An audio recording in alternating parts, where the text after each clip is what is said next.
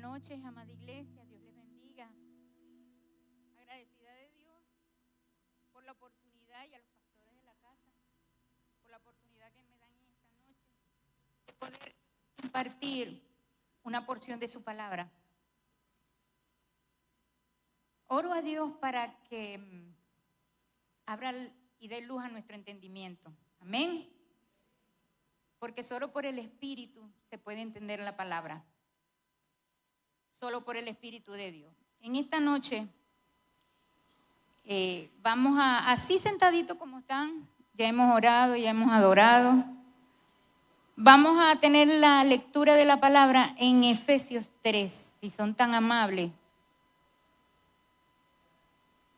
Pastor, ¿qué tiempo hay? ¿Ah? Amén. Tenía como 4 años que no me subía a esta plataforma, pastor. Sí. Le doy gloria a Dios, de verdad que estoy bastante agradecida del Señor. Bueno, vamos a ubicarnos. ¿Cuántos vinieron a recibir una palabra del Señor? Amén. De Dios.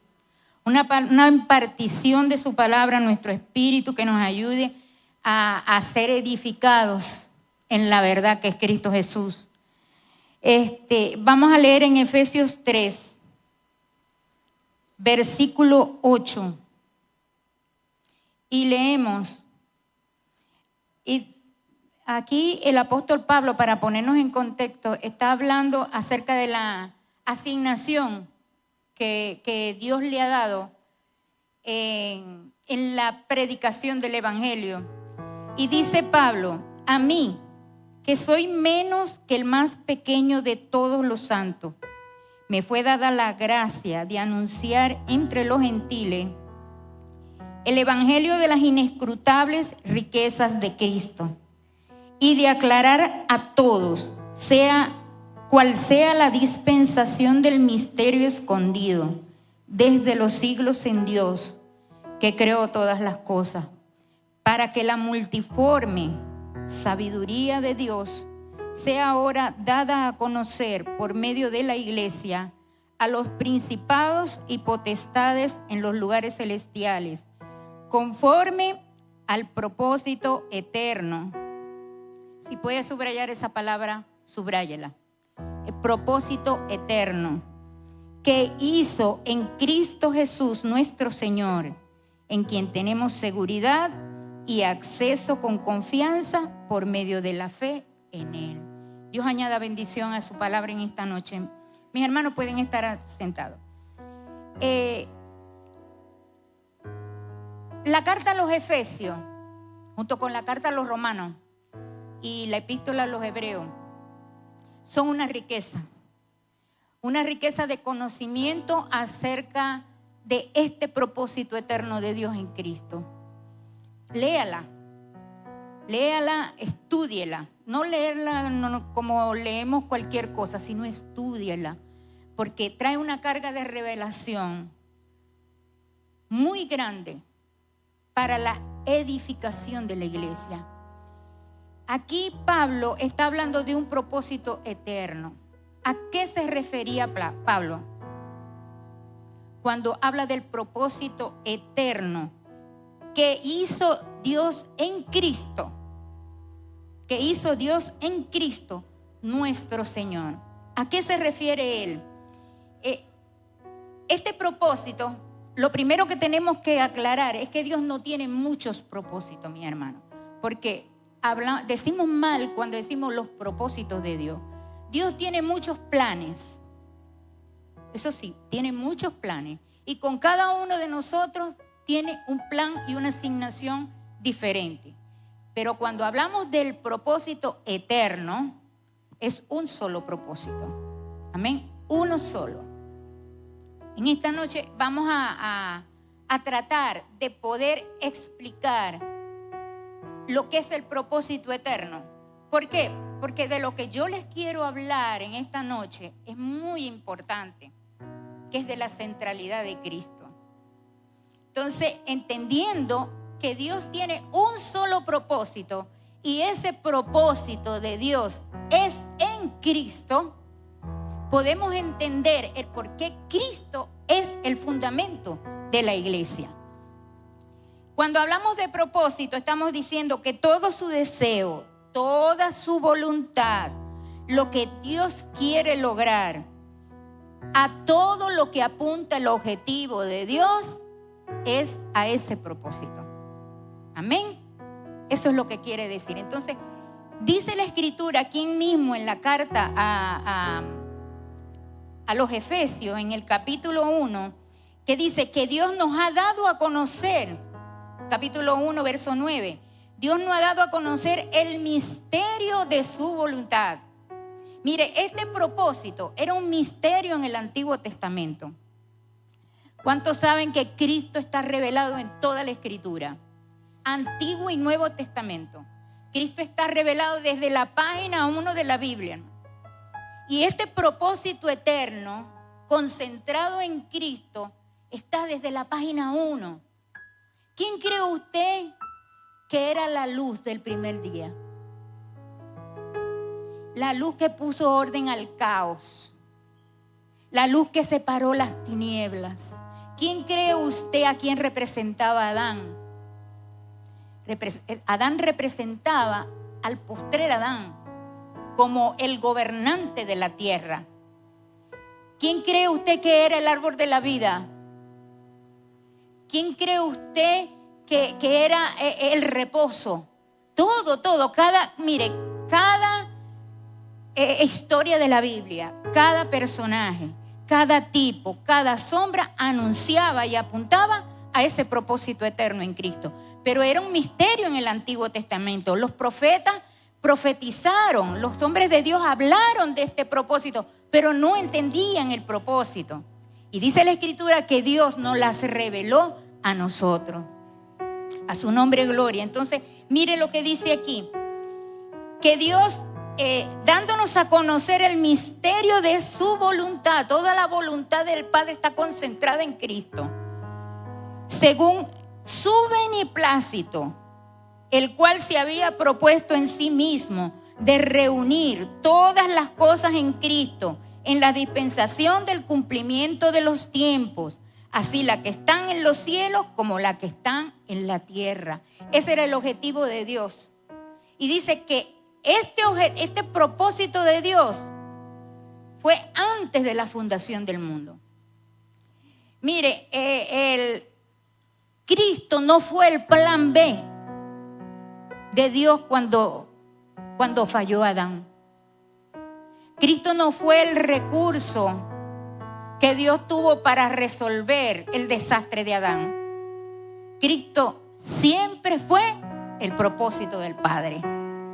Y cuando Dios crea al hombre y toda la creación lo crea pensando en Cristo, con ese pensamiento, la Escritura lo dice, que antes de la fundación del mundo fuimos elegidos en Él. Porque aquí en la carta a los Efesios, la palabra clave para entender el propósito de Dios es en Cristo. Esa es la palabra clave. Todo Dios se había propuesto desde antes de la fundación del mundo reunir todo lo que Él creó. Antes de que fuera el hombre, antes de que existiera el pecado, antes de que existiera el cielo y la tierra, antes de que existieran todos los poderes espirituales, ya Dios había determinado reunir que Cristo fuera la cabeza de toda la creación del universo. Mire, y aquí en la carta a Colosenses, vamos allá, porque esta escritura nos da luz acerca de esto que estamos hablando. Lo dice la epístola a los Colosenses en su capítulo 1, verso 15, y dice, hablando de Cristo, Él es la imagen del Dios invisible, el primogénito de toda creación. Cuando habla de primogénito, no está hablando, no es el concepto de primogénito como el que tenemos nosotros. Nosotros tenemos el concepto de primogénito como el primero, ¿verdad? El primer hijo. No, en la Escritura el concepto de primogénito quiere decir el heredero de las promesas, el heredero de todo. Entonces dice que Él es el primogénito de la creación, porque en Él fueron creadas todas las cosas, las que hay en los cielos y las que hay en la tierra, visibles e invisibles, sean tronos, sean dominios, sean principados, sean potestades, todo fue creado por medio de Él y para Él. Y Él es antes de todas las cosas, y todas las cosas en Él subsisten. Cristo es quien sustenta todas las cosas. Lo mismo dice en la carta a los Hebreos. La carta a los Hebreos en su capítulo 1, mire hermano, la carta a los Hebreos tiene una riqueza maravillosa de conocimiento. La llaman la carta magna de la iglesia. ¿Por qué? Porque ahí habla de la superioridad de Cristo. Ahí habla de que en otro tiempo Dios habló a los padres por medio de ¿qué? De los profetas. Pero ahora en los postreros tiempos, ¿cuáles son los postreros tiempos para la iglesia apostólica? Los postreros tiempos son los tiempos desde que Cristo vino al mundo. ¿Ha hablado por medio de quién? Por medio del Hijo. ¿Se acuerdan del monte de la transfiguración? Donde Cristo, lleno de gloria, se transfigura delante de dos de sus discípulos y sale de un lado, sale Elías representando a los profetas y del otro lado Moisés representando la ley. ¿Y qué dice la voz que ellos oyeron? Este es mi Hijo amado, a Él oí. Dios hoy habla por medio de Cristo. La única voz que Dios reconoce es la voz de Cristo, su voluntad. Y no es que no haya profetas, hermano, porque esto hay que aclararlo. Porque mucha gente dice que no hay profetas en el nuevo pacto. Lo que pasa es que el profeta del nuevo pacto tiene una asignación totalmente diferente al profeta del antiguo pacto. El profeta del antiguo pacto anunciaba el misterio, pero el profeta del nuevo pacto revela el misterio. Para eso está el ministerio profético del nuevo pacto. El ministerio profético no crea todo lo que le dicen de que el ministerio del profeta es para estar cazando gente, para estar adivinando futuro. Eso no es así. El ministerio del profético, porque sí existen profetas, pero tienen una asignación y es revelar el misterio. Mire, cuando ocurrió en Pentecostés, que aquella gente hablaba en lenguas y todo el mundo los escuchaba oír en su propio idioma, porque eran idiomas por el Espíritu. ¿Qué fue lo que hizo Pedro? Pedro dio un mensaje profético. Dijo, esto que ustedes están viendo, ellos no están borrachos, lo que están viendo es lo que dijo el profeta Joel, que en los postreros tiempos Dios derramaría de su espíritu sobre toda carne. Esa es la asignación del profeta, revelar a Cristo, revelar el misterio que está escondido, porque el misterio ha sido ya anunciado, pero ahora debe ser revelado. Amén. Entonces vemos que Dios solo habla por el Hijo, porque a Él solo reconoce el Señor en su creación. ¿Por qué cree usted que usted puede estar en Cristo hoy? En la presencia de Dios. Porque Dios nos ve a través de Cristo. Dios no nos ve a través de nuestras imperfecciones. ¿Cuántos están en Cristo? Amén. Si usted está en Cristo, usted está en la perfecta voluntad del Señor. Usted está en la perfecta voluntad del Señor. Y cuando Dios te ve, no te ve a través de tu propia justicia. Te ve a través de la justicia de Cristo. Ve su imagen, ve la imagen del Hijo en nuestras vidas. ¿Cómo cree usted que Dios viene a buscar una iglesia perfecta? Sin mancha y sin arruga. ¿Cómo podemos nosotros en ese momento que el Señor venga a levantarnos, estar sin mancha y sin arruga? Porque Él nos ve a través de Cristo. Amén. Él nos ve a través de su Hijo y en Él Dios tiene toda su complacencia. Amén. Por eso es que, y lo maravilloso de todo este propósito eterno es que Dios nos incluyó a nosotros. Nos ha incluido en ese propósito maravilloso de estar en Cristo. Y la Biblia dice que nosotros como iglesia somos la encargada, la portadora de esta revelación y la encargada de impartirla. Y dice que habla de las inescrutables riquezas del Evangelio de Cristo. Hermano, a mí me gusta esa palabra. Inescrutables riquezas. Otra versión dice las incalculables riquezas. Mire, si nosotros creemos que nosotros sabemos de Cristo, déjeme decirle algo, no sabemos nada. Todavía no sabemos nada. ¿Por qué? ¿Por qué lo digo? Porque cuando Cristo es revelado a una vida, hermano, todo lo terrenal pasa a un segundo plano. Y ahí tenemos el ejemplo de Pablo. Cuando Pablo dice que él recibió revelaciones, que le era imposible explicar con palabras lo que él vio cuando se le reveló el misterio, porque a Cristo, a Pablo le predicó Cristo. Cristo le fue revelado directamente.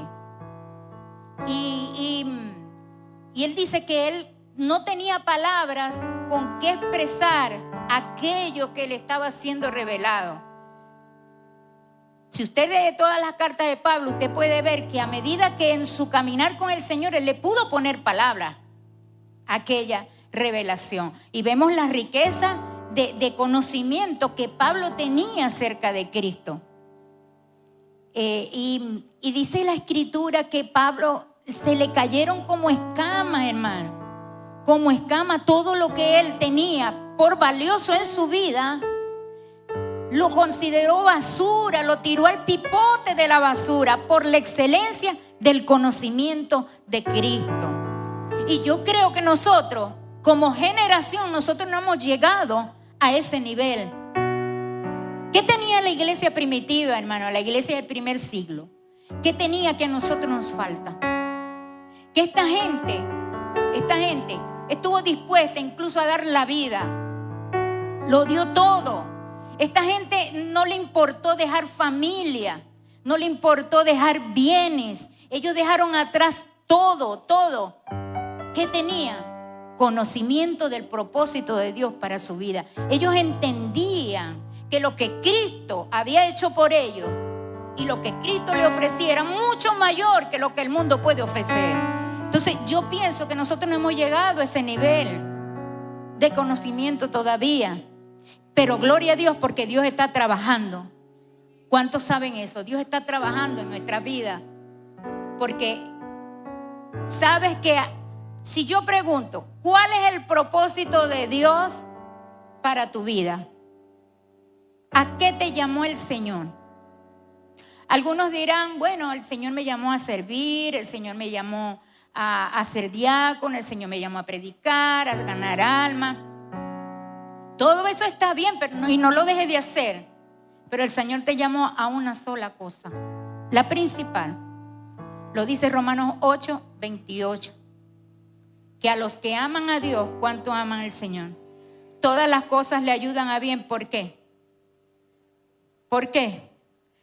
Porque hemos sido llamados a ser formados conforme a la imagen de Cristo. Ese es el propósito de Dios. Dios te llamó. Lo primero que Dios desea en tu vida es que Cristo sea formado en ti. Porque ¿de qué me vale a mí hacer tantas cosas para el Señor si Cristo no está siendo formado en mi vida? Si yo lo estoy haciendo en mi carne. Y tú sabes que la vida de Cristo ha sido depositada en ti. Eso es la nueva criatura. La nueva criatura, cuando dice, si alguno está en Cristo, nueva criatura es. las cosas viejas pasaron, aquí todas son hechas nuevas. ¿De qué está hablando? No está hablando de toda la cerveza que nos bebíamos, de todas las mujeres que tenían. Él no está hablando de eso. Está hablando de que la vida de Cristo ha sido impartida a tu vida. Tú posees la mente de Cristo. Tú posees, y esa vida debe reproducirse. Porque Dios, cuando crea al ser humano, lo crea para darse a conocer. Para darse a conocer. Dice que Cristo dio a conocer al Padre. Entonces, si nosotros tenemos a Cristo, es para eso, para darlo a conocer, dar a conocer a Dios. Entonces, cuando Cristo es formado en nuestras vidas, cumplimos con ese propósito eterno, de que la imagen de Cristo sea formada. Sigue haciendo lo que estás haciendo, pero trabaja en esto juntamente con Dios, porque en esto nosotros tenemos una responsabilidad. Ya el Padre hizo todo. Ya cuando Cristo dijo consumado es, hermano, ya Cristo no puede hacer absolutamente más nada por nosotros. Ya Él lo hizo todo. Ya Él hizo todo lo necesario para que la humanidad vaya de regreso al Padre. Y nos dio todo lo que necesitamos y nos equipó para poder lograr este propósito. Pero ahora nos toca a nosotros madurar. Nos toca a nosotros. Y en eso nosotros tenemos responsabilidad. Tenemos una gran responsabilidad de colaborar con la obra del Espíritu Santo. Porque para eso tenemos al Espíritu Santo. No estamos solos. La obra del Espíritu. Carlos Eduardo enseñaba el domingo una enseñanza magistral acerca de lo que comemos, lo que nos alimentamos. Eso es lo que damos, eso es lo que somos. Entonces, él decía, Dios no da el Espíritu por medida, es verdad. Dios no da el Espíritu por medida, no te da una gotica aquí, o eres lleno o no eres lleno. Pero somos llenos, pero necesitamos continuamente seguir siendo llenos. Continuamente lo necesitamos. Y la llenura del Espíritu no es para que tú te pegues en los techos del lugar cuando se está ministrando. No, para eso no es. La llenura del Espíritu no son experiencias místicas. La llenura del Espíritu se puede decir que se expresa en la forma que tú vives, cómo te relacionas. Mire, hacen paralelo con un borracho, ¿verdad? Ser lleno del Espíritu, no te embriagues con vino, sino ser lleno del Espíritu. Nos enfocamos siempre en lo malo. No, que dice que no podemos ser, pero Dios no está hablando de que bebamos o no bebamos. Está haciendo un paralelo. Usted a un borracho le tiene que decir estoy borracho para que sepa que está borracho. Eso se ve, ¿verdad? Él no anda con un cartelito en la frente, estoy borracho, no. Usted ve que cómo camina, cómo trata a la gente, cómo se comporta, dice de que está lleno de licor. Igual sucede con el que está lleno del Espíritu. El que está lleno del Espíritu con su vida lo demuestra. No tiene que decir estoy lleno del Espíritu. Su vida habla de que está lleno. Amén. Entonces Dios nos demanda eso, de ese compromiso. Ahora, Cristo como el fundamento de la iglesia, 1 Corintios 3 dice que nadie puede poner otro fundamento que el que está puesto. Amén. Vamos a leerlo. Vamos a leerlo porque es muy importante esa escritura. Entendiendo que es cuál es el propósito de Dios para nuestras vidas, ¿verdad? Podemos decir,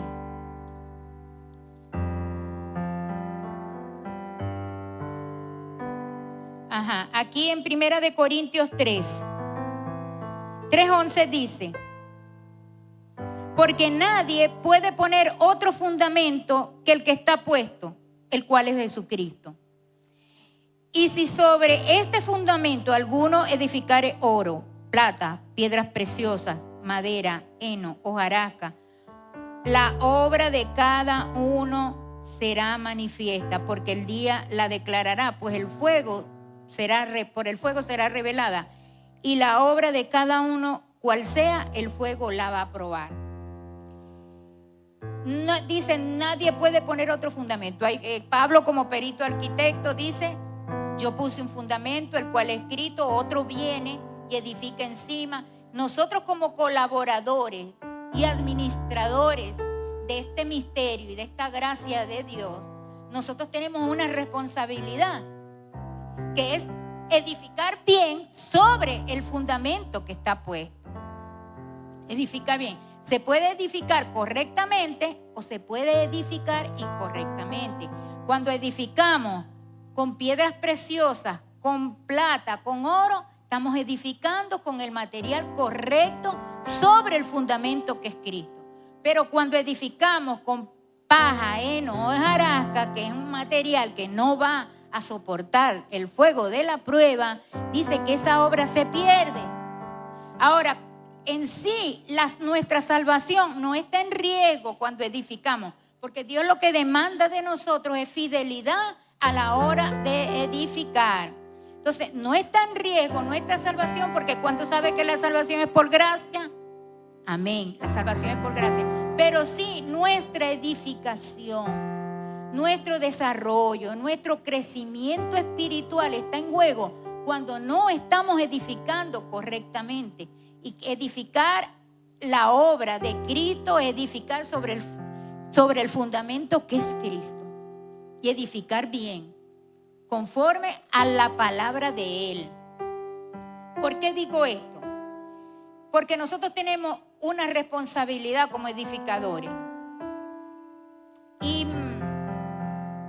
qué sucede a qué llamamos evangelio? Esa es la pregunta. Esto es una inquietud que yo tengo, hermano, y no es de ahora, es de hace muchos años que Dios ha ido respondiendo a través que pasan los años. ¿A qué llamamos nosotros evangelio hoy? Antes los pastores cuidaban. Yo me acuerdo que el pastor Orlando, él cuidaba de que no fuéramos a ningún lugar a escuchar, porque él temía que escucháramos cosas. Yo a veces no lo entendía. Porque yo decía, ¿y por qué si yo necesito aprender? Pero yo ahora, con este entendimiento que tengo, entiendo por qué. Porque los pastores cuidan de qué se alimenta la iglesia. Pero nosotros estamos viviendo un tiempo bien difícil, porque tenemos las redes sociales. Y allí se habla todo el mundo. Y eso no se puede controlar. No se puede controlar, hermano. Entonces, ahorita se están escuchando cosas y se está predicando un evangelio muy diferente. ¿Cuántos reconocen eso? Porque yo creo que no soy la única con esa inquietud.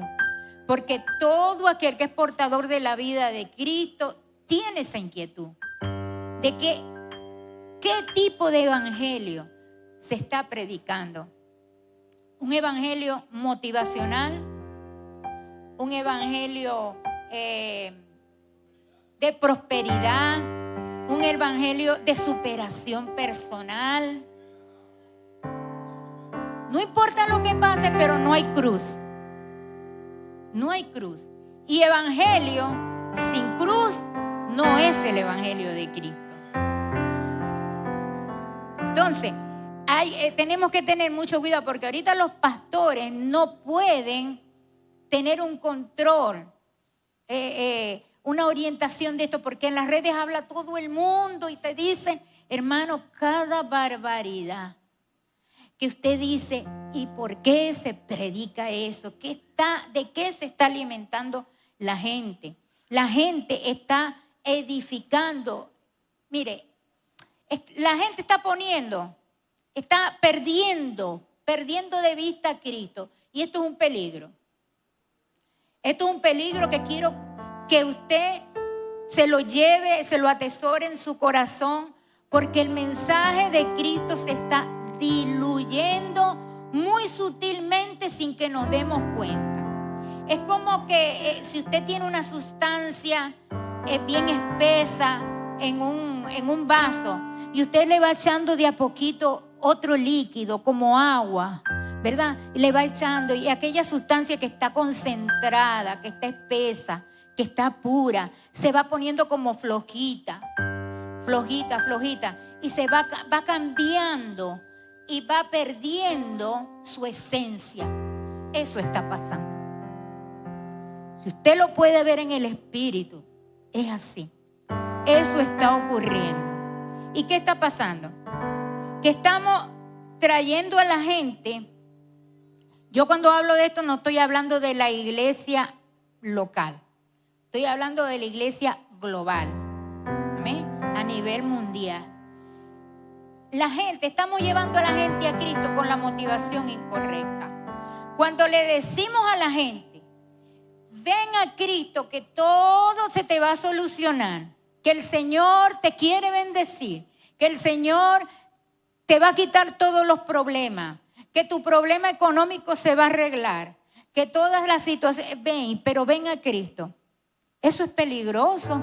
¿Por qué? Porque eso tiene como resultado gente frustrada, hermano. Eso genera frustración. Porque a la hora de la verdad, si no ocurre lo que le dijeron, el evangelio a ellos no les va a funcionar. No les funciona el evangelio. Pero por causa de lo que le predicaron. Por causa de que no se ha centrado a Cristo.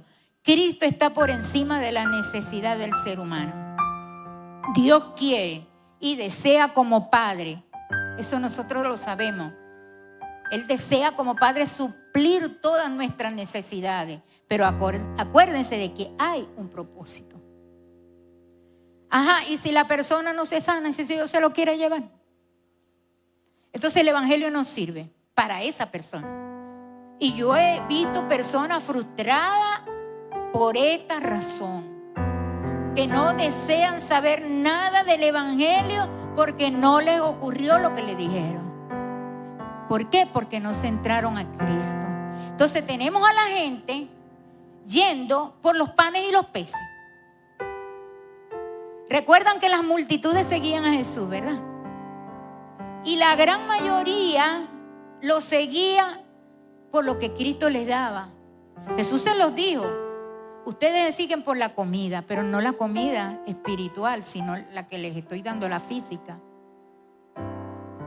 Y esas multitudes que seguían a Cristo 8 días antes de su muerte estaban tirando sus mantos para que el rey pasara. Hosana, el que viene, bendito el Señor. Pero recordemos que 8 días después, esa misma multitud le estaba diciendo: crucifícalo, crucifícalo. Entonces, ese tipo de mensaje no hace gente fiel, no hace gente madura, porque está yendo con la motivación incorrecta. Solo por la gracia de Dios en el camino se consiguen con Cristo. Porque la gracia de Dios es todo suficiente, hermano. La gracia de Dios. Y mucha gente que ha venido con una motivación incorrecta para ver qué me da Cristo, a la final se consigue con el Señor. Pero esa no es la idea. La idea es que vayan con la motivación correcta. Entonces, la gente cree que estar en el evangelio es que el Señor nos dé todas las cosas. Pero te digo una cosa: en Cristo ya todas las cosas han sido dadas. Lo dice Pedro: todas las cosas que pertenecen a la vida y a la piedad nos ha sido dada por su divino poder. Pero ¿qué dijo Jesús? Nosotros tenemos la mirada puesta en lo temporal, en lo material. Si no, fíjese en las oraciones de nosotros, y me incluyo. Analice sus oraciones. Analice sus oraciones. ¿Cuánto de temporalidad hay? ¿Y cuánto de espiritual hay? El Señor dijo: buscad primeramente el reino. ¿Y quién es el reino? El reino no es un lugar geográfico que digan aquí está, ahí está. No, Jesús lo dijo: el reino está entre vosotros. El reino es Cristo y el rey de ese reino es Cristo. Amén. Entonces, buscad el reino, buscad a Cristo. Y así funciona el principio. Lo temporal, cuando lo temporal tiene su lugar y lo espiritual es lo primero, lo demás viene solito, hermano. Porque así es cómo funciona el principio. Pero nosotros estamos cargados de cosas temporales. Por eso es que no nos funciona. Porque tenemos la mirada puesta en las cosas de la tierra. Y la Escritura dice, poner la mirada en las cosas de arriba, donde Cristo está sentado. Cuando Cristo, vuestra vida, se manifieste, cuando yo estoy buscando las cosas de arriba, la vida que yo porto, que es la vida de Cristo, se va a manifestar. Y eso es lo que Dios espera. Que esa vida que porta se manifieste. El pámpano unido a la vid se alimenta de la savia de la vid. Por eso es que el mismo pasaje dice, puedes pedir lo que quieras, pero cuando estamos unidos a la vid, en esa unión, en esa comunión perfecta, donde lo temporal es puesto a un lado, y Dios se encarga de todas nuestras necesidades, hermano. Pero cuando estamos en la voluntad perfecta del Señor, de buscar primeramente el reino y su justicia.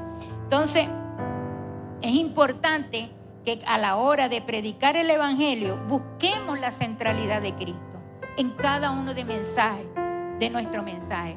Porque, ¿qué es lo que necesita el hombre saber?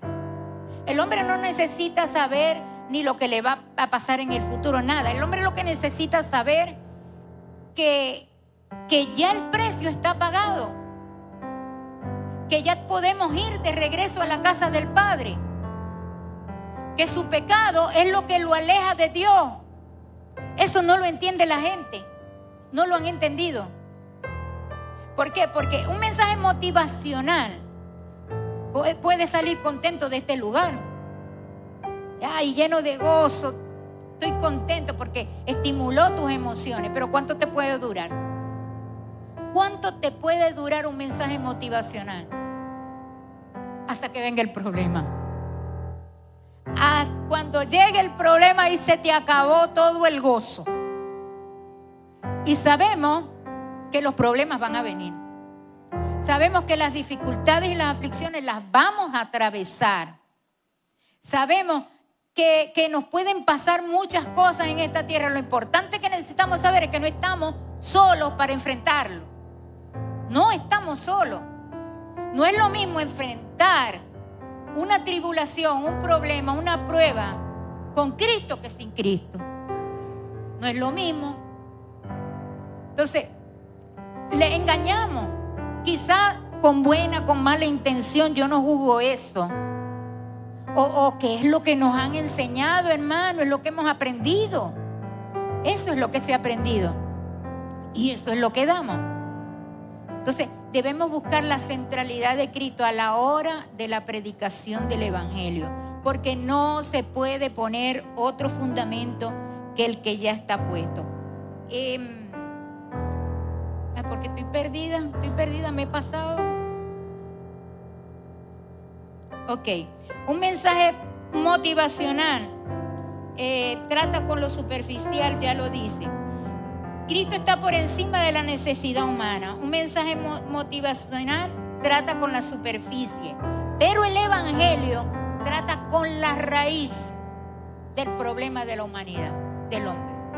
¿Y cuál es el problema del hombre? El pecado. El pecado. Y eso es lo que la gente tiene que entender. El ser humano está destituido de la gloria de Dios, y si no va de vuelta a la casa del Padre, no tendrá jamás comunión con Dios. Y esa vuelta a la casa del Padre solo es por un camino: Cristo, la verdad y la vida. No hay otro camino. Pero este mensaje de la cruz no resulta atractivo para la carne. No resulta atractivo porque la gente quiere que le diga que le va a ir bien. La gente quiere ver manifestaciones de poder. La gente quiere ver todas esas cosas que estimulan la carne, pero el mensaje de la cruz no gusta, porque el mensaje de la cruz implica muerte, negación al yo, muerte para el alma, para la cruz, a la cruz del Calvario, nuestra naturaleza humana, para que el mensaje, el Cristo que está en tu vida pueda desarrollarse. Porque vivimos por el Espíritu y somos deudores del Espíritu, no de la carne. Cuando el Evangelio enseña que pongamos la mirada en las cosas de arriba y no de la tierra, porque lo temporal no permanece. Si Dios puede resucitar muertos, puede resucitarlo, pero tarde o temprano se va a morir. Dios puede sanar a alguien de una enfermedad, pero tarde o temprano te vas a enfermar. Dios te puede dar un trabajo, pero lo puedes perder en cualquier momento. Pero el mensaje del Evangelio lo que te da es eterno. Trata con las cosas eternas de Dios, de las riquezas eternas que Dios tiene escondidas en Cristo para nuestra vida. Mire, en Cristo están escondidos los tesoros de la sabiduría y el conocimiento. Y eso es el Evangelio. Incalculables riquezas de Cristo, y todo lo que Dios nos ha dado en Cristo es espiritual. Efesios 1:3 dice que las bendiciones de Dios son espirituales, no temporales. Y lo espiritual está por encima de lo temporal, porque lo temporal deja de ser, pero lo espiritual no. Amén. Entonces, ¿qué hace un mensaje cristocéntrico? Mire, ¿qué hace un mensaje cristocéntrico? Da firmeza de carácter en medio de las aflicciones. Jesús lo dijo en Mateo. Jesús dijo en Mateo: ¿a qué compararé al hombre prudente? A un hombre que pone su vida y la edifica sobre la roca. Un hombre sabio, un hombre prudente. Porque pueden venir dificultades, no dice que no van a venir. Pueden venir mares, río, viento, lluvia, todo eso habla de las cosas, de las aflicciones que pasamos en esta tierra. Pueden venir y esa casa no se va a caer. Pero el que edifica su casa sobre la arena son lo temporal, lo físico, lo material. Cuando venga el momento de la aflicción, va a sufrir gran pérdida. Porque esa casa se va a caer. Se va a caer. Un mensaje cargado de temporalidad estimula nuestras emociones hasta que viene el problema. Mire, el impacto negativo en la iglesia cuando Cristo no es el centro de la predicación. La inmadurez. ¿Cómo ambregan los pastores con esto? Y se han vuelto hasta psicólogos. Y no quiero decir que la psicología no sea buena. La psicología es una herramienta buena, pero si se pone sobre el fundamento de Cristo. Si se pone el fundamento correcto. Porque si usted trata de arreglarle la vida a la gente sin ponerle el fundamento de Cristo, es como maquillar a un muerto. Yo escuché esa expresión y yo dije, wow, de verdad que sí. Porque un muerto usted lo pone bonito, lo maquillan, ay, qué lindo, pero él nunca te va a responder porque no tiene vida. Así es cuando queremos arreglarle la vida a la gente sin poner a Cristo como el fundamento de su vida. Es como maquillar un muerto. Terrible, terrible. Entonces, la inmadurez es algo que han luchado muchos pastores. Gente que no está reproduciendo el carácter de Cristo. Gente que pasa años y usted lo ve siempre con la misma inmadurez. No crece, porque eso lo hace un mensaje de lo que se está alimentando. Un mensaje que no centra a Cristo en su vida. También hay gente que no ha resuelto el problema del pecado en su vida. Eso lo hace un mensaje que no centra a Cristo. ¿Por qué? La gente no sabe diferenciar en lo que es el pecado y los pecados. Son dos cosas diferentes. Los pecados son las acciones que tú haces. Amén. Todo lo malo que desagrada a Dios que tú haces, ellos son perdonados por la sangre de Cristo. Son redimidos. Pero el pecado es otra cosa. Porque según la Escritura, el pecado es una ley que actúa en nuestros miembros. Y ese pecado debe ser muerto en la cruz. Ya Cristo lo condenó. Lea Romanos 7. Usted ve en Romanos 7 que Pablo dice que quiere hacer el bien, pero hay otra ley en sus miembros que lo lleva cautivo a hacer lo malo. Entonces no entiende lo que hace. Si yo quiero hacer el bien, pero me hallo que haciendo el mal. Entonces reconozco que acá hay una ley en mis miembros que me lleva cautivo al pecado. Pero en Cristo Jesús, los que están en Cristo Jesús, hay otra ley mayor, que es la ley del Espíritu de vida en Cristo. Lo que no pudo hacer la ley, hermano, porque la ley no quitaba pecado. La ley le mostraba al hombre lo malo que era. Era como un espejo. Los pecados eran cubiertos por aquella sangre de animales. Pero dice el Romanos 8 que no hay esta condenación, no hay para los que están en Cristo Jesús. ¿Por qué? Porque hay una ley mayor, que es la ley del Espíritu de vida en Cristo, que me ha librado de la ley del pecado y de la muerte. Entonces la gente no entiende la obra de la cruz porque no le han hablado de lo que pasó en la cruz. Entonces tiene la cruz como, no, la cruz nada más que es para los que no conocen a Cristo. No, la obra de la cruz es para la iglesia, para todos los hijos de Dios, porque en la obra de la cruz está concentrado todo lo que Cristo hizo por nosotros. Toda nuestra vida está concentrada allí. Toda nuestra realidad presente está allí en la cruz, en lo que Él hizo, en su muerte y en su resurrección. Entonces la gente no ha resuelto el pecado en su vida. No ha entendido que Cristo ya pagó. Ya pagó por esa ley la ley del pecado no te puede gobernar. No te puede gobernar. Y Él lo dice ahí, Romano. El pecado no se enseñoreará de vosotros, porque hay una ley mayor, la ley del Espíritu de vida en Cristo. Pero no podemos ser deudores de la carne, somos deudores del Espíritu. Pero no se enseña, no lo enseñamos. Entonces la gente no ha entendido la obra de la cruz.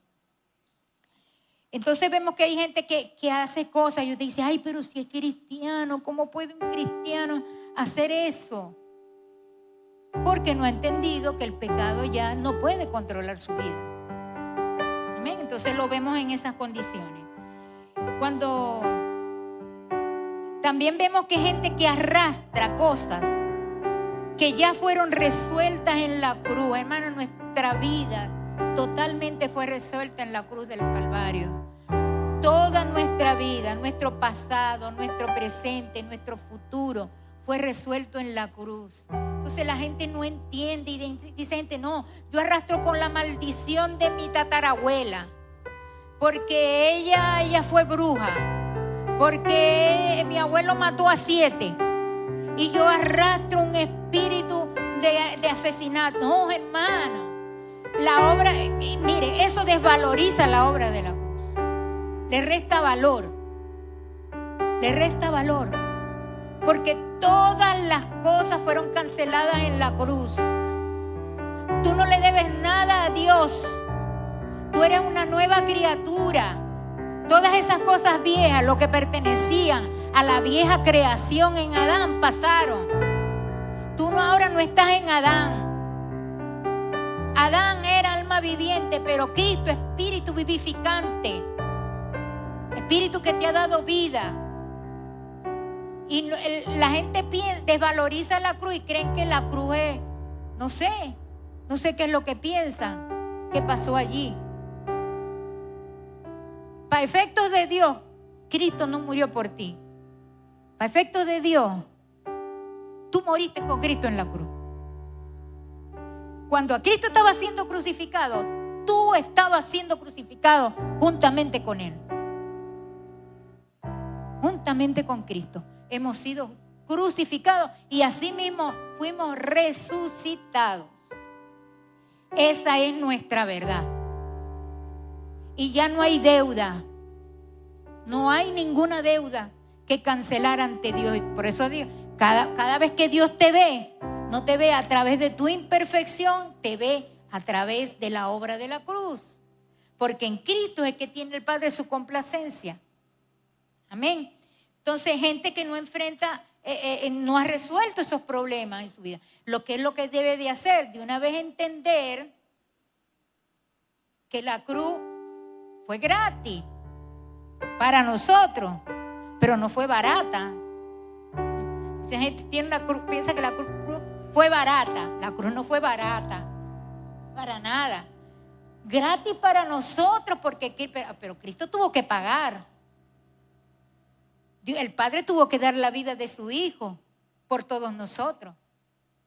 Entonces, entender lo que Él hizo en la cruz del Calvario, eso debe tener valor para nosotros. De que en nuestra vida, de aquí en adelante, entender que el pecado tiene su lugar para Dios y eso desagrada al Señor.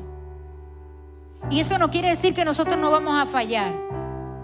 Pero si fallamos, dice la Escritura, abogado tenemos para con el Padre. Y su sangre preciosa nos limpia. Porque para eso es la sangre. La sangre no es para cubrir cosas. La sangre es para redimir pecados. Amén.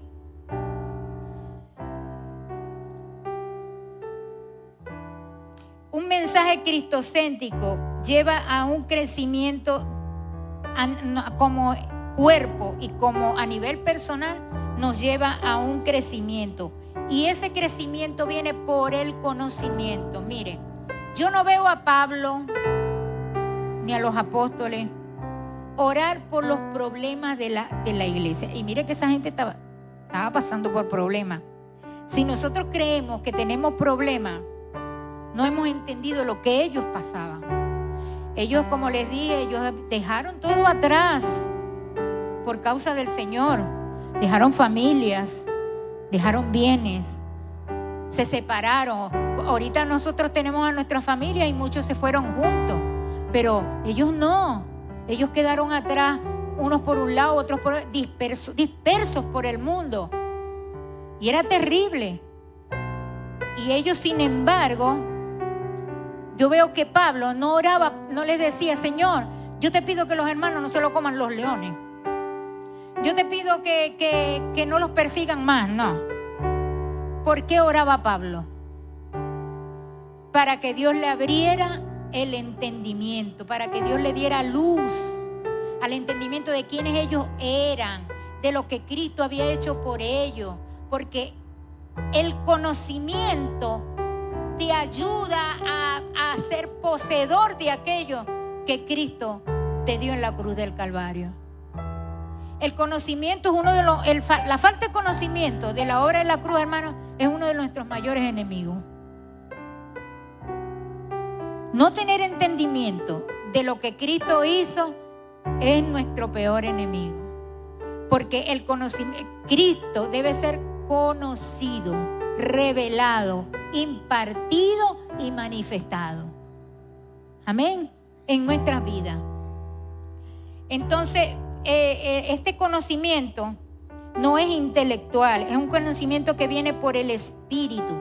Cuando Cristo es anunciado, cuando la verdad de Cristo es anunciada, este conocimiento viene por revelación del Espíritu. Porque mucha gente conoce de Cristo, pero no conoce a Cristo. Yo puedo ser enseñada de Cristo. El mundo conoce a Cristo, ¿verdad? Sabe quién es. Pero ¿por qué la gente no ha ido a Cristo? Porque no ha sido enseñada por Él. Una cosa es conocer de Él y otra cosa es conocerlo a Él. Entonces,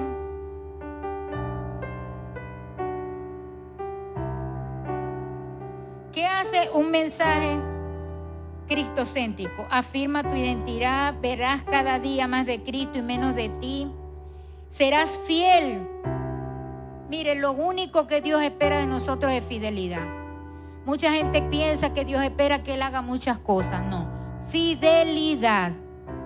Fidelidad a Cristo. Porque ya todo lo que nosotros podamos hacer, Dios lo preparó de antemano para que tú anduvieras en ella, en esas obras. Están preparadas desde la eternidad. Pero Dios demanda es fidelidad de nosotros como administradores. Puedo concluir con Hebreos 12:1-2. ¿Qué dice Hebreos 12:1-2? Mire, aquí en esta carta dirigida a los hebreos, yo te animo a que la leas. Yo tengo como 4 años estudiando la carta. Y de verdad que de este propósito eterno está impregnada. Porque esta carta pone a Cristo superior a todo. Superior a la ley, superior a los profetas, superior a los ángeles, superior a Moisés, superior al reposo. Un sacerdocio superior, un pacto superior. Entonces, esta carta es extraordinaria. Y esta carta, cuando le fue escrita a estos hermanos, los hebreos, ellos estaban pasando por una situación bien difícil porque ellos estaban siendo, además de perseguidos y de todo lo que ellos les estaba pasando, había la infiltración de doctrinas, de enseñanzas gnósticas, de filosofía griega, del judaísmo, que los estaba haciendo a que ellos retrocedieran. Por eso el escritor le dice, nosotros no somos de los que retrocedemos. Entonces se le hace una magistral exposición de lo que es Cristo en sus vidas. Entonces ellos estaban como perdiendo de vista a Cristo. Ellos estaban queriendo regresar, después de que Cristo le había sido revelado, a las prácticas judaicas, a seguir con los ritos y los sacrificios y todo eso. Usted lee la carta, usted se puede dar cuenta de todo lo que el apóstol les está enseñando. Pero aquí en el versículo, en el capítulo 12, dice el apóstol, dice, por tanto, nosotros también, teniendo en derredor nuestro una grande nube de testigos, despojémonos de todo peso y del pecado que nos asedia y corramos con paciencia la carrera que tenemos por delante. Hay una carrera que tenemos por delante y una meta a donde tenemos que llegar. Y esa meta para Pablo era alcanzar. Él dice, yo no digo que ya yo lo haya alcanzado, pero una cosa prosigo, yo mirando hacia adelante, poniendo mi mirada en la meta que es Cristo. Y dice, puesto los ojos en Jesús, el autor y consumador de la fe, el cual por el gozo puesto delante de él sufrió la cruz, menospreció el oprobio y se sentó a la diestra del trono de Dios.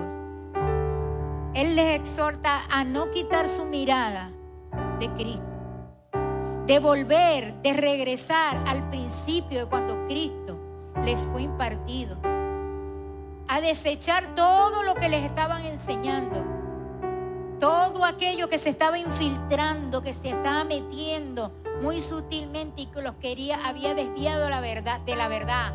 Ya ellos habían conocido la verdad. Y les dice, ustedes quieren volver a todas esas cosas cuando ya Cristo les fue presentado, crucificado. Ya no queda más sacrificio para ustedes. Ese es el pecado voluntario. Después de haber sido conocido la verdad, querer regresar a hacer cosas que sabemos que no son de Dios. Porque la verdad es Cristo, porque después de conocer la verdad, ya no se puede volver atrás. Dios los exhorta a que pongan la mirada sobre Él. Que no quitar la mirada de Cristo, porque es muy fácil, hermano. Es muy fácil quitar la mirada del Señor. Es muy fácil. Este mundo que nos rodea está diseñado para ser anticristo. Este mundo que te rodea está diseñado para hacer todo lo contrario a lo que Dios espera en Cristo Jesús. Entonces debemos poner la mirada en el Señor. Y una de las cosas que tenemos que hacer es regresar a la centralidad de Cristo en el mensaje. A no permitir que ni la necesidad, ni por el deseo de superarnos en alguna meta, algún sueño que queramos alcanzar. Y muchas veces le decimos a la gente, Dios cumplirá los sueños de tu corazón, hermano. Eso no es así. Es más, ni quiera Dios que cumplir los deseos de mi corazón. Porque es el peor deseo que le podemos decir. Porque el deseo del corazón es engañoso más que todas las cosas. Engañoso. Lo que pasa es que sacamos los textos fuera de contexto y pensamos que es la verdad. ¿Qué dice el Salmo cuando dice que Dios cumplirá los sueños de tu corazón? Que Él tiene que ser tu deleite. Porque cuando Cristo es tu deleite, ya lo terrenal pasa. Ya el sueño de tu corazón es otro. Y Él va a cumplir ese sueño de tu corazón. Que Cristo sea formado en ti. Que cada día el Señor Jesucristo sea formado en tu vida. Que tú, en tu manera de hablar, en tu manera de vivir, tú puedas mostrar a Cristo. Y no es obedeciendo reglas que esto se logra. Es rindiéndote a la vida del Espíritu. Porque si hubiese sido por obedecer reglas, el pueblo de Israel hubiese sido el pueblo más santo que hay y más consagrado al Señor. Parece que las reglas se hicieron para desobedecerla. Es por la vida que tú portas en tu corazón que tú vas a obedecer. Porque Cristo está siendo formado en tu vida. Entonces yo los animo a que analicemos el tipo de mensaje que estemos escuchando. Yo me niego, hermano. Yo me niego a escuchar mensajes que no centralizan a Cristo. Me niego. ¿Por qué? Porque va en juego mi edificación como cuerpo de Cristo. Está en riesgo. Entonces, no debemos permitir que eso se infiltre. Hay muchas riquezas que están aquí escondidas para nosotros como los hijos de Dios. Riquezas que están solo en Él. Y esas no te las puede dar nadie. Amén. Vamos a ponernos de pie y vamos a tener un momento de oración. Le damos gracias a Dios y yo le pido al Padre que si tan siquiera una palabra ha llegado a tu espíritu, Dios puede hacer la obra en nuestras vidas. Si en una luz, un destello de luz, Dios te ha dado entendimiento de estas cosas que hablamos esta noche, Dios está haciendo la obra. Hermano, Dios está haciendo cosas. A veces nosotros tenemos la mirada puesta en las cosas malas que está sucediendo en el mundo. Pero la Escritura dice que cuando abunda el pecado, sobreabunda la gracia. La Biblia dice que cuando el mundo está cubierto de tinieblas, sobre nosotros estará la luz. A nosotros se verá la luz. Entonces, no veamos todo oscuro. Yo pienso que tiempos de pandemia fue un tiempo especial de Dios. ¿Cuántos recibieron eso? Hermano, Dios comenzó a hacer cosas, muchas cosas con la gente, con su pueblo, con su iglesia. Trato muy especial. Yo pienso que hay un tiempo antes y uno después de pandemia. Dios está hablando y Dios está esperando que su pueblo responda. Que su pueblo responda y de una vez por todas nos dejemos de jugar a ser cristianos. Que con sinceridad sigamos al Señor. Con sinceridad de corazón podamos seguir a Cristo, podamos ser revestidos de Él. Que en medio de los conflictos, hermano, no te preocupes, no estás solo. La prueba no viene a destruirte, La prueba no viene para que tú aprendas de ella. Ella viene a probarte. A probarte. Tú no vas a un examen a aprender nada. Tú vas a un examen a expresar lo que enseñas. Has aprendido, ¿verdad? Bueno, esas son las pruebas. Y en las pruebas no estamos solos. En la prueba Cristo está con nosotros. No importa la dificultad que tengamos que atravesar, no importa los problemas que haya que pasar, seamos fieles al Señor, creciendo en la obra del Señor, siempre creciendo en Él. Padre, yo te doy gracias en esta noche. Yo te doy gracias por tu iglesia. Yo te doy gracias por tu cuerpo. Gracias por cada uno de los que están aquí en esta noche, Señor. Gracias por esta palabra. Yo te pido, Padre, que esta palabra haya sido impartida al corazón de cada uno de mis hermanos, de todo aquel que esté en este lugar, Padre. Que te conozcan a ti, que te conozcan solo a ti, Señor, que tú seas formado en su vida. Que ellos pongan su mirada en ti a pesar de las dificultades que puedan atravesar, y que ellos podamos, como portadores de la verdad que eres tú, Señor, podamos anunciarte, predicarte, hablar solo de ti, Señor, de tu obra redentora en la cruz del Calvario y de todo lo que tú has hecho por nosotros, entendiendo que todo fue creado por ti y para ti, y fuera de ti no hay nada, Señor. No tenemos nada ni esperamos nada. A Él sea la gloria, a Él sea la honra. Dios les bendiga, hermano. Dios les guarde.